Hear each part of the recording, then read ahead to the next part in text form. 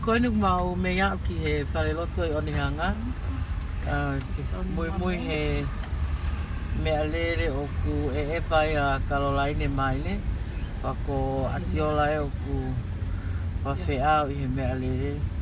Pea koe mamumui atu he mea lere tahin whahu. Limited la kai, tui tupou, son beau, tui mana. Pea koe ni mau. Me iau ke whaleloto. Pako e aho whaka ofa whoki e ni. E aho Caroline. La a pe e alele matangi lelei mai e a me saute afo ofa foki. They gonna tell me the time is up. Kono maaf mai ke whaleloto. Mau mea mai ke whaleloto o ni hanga. Whaleloto Caroline. Pe ko whaleloto e. Fuka ata. Oh, iyo ko fuka foku. Pau whawhake mate matonga foku a pong pong. Ai tau koe a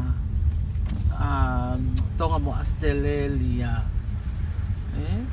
Just to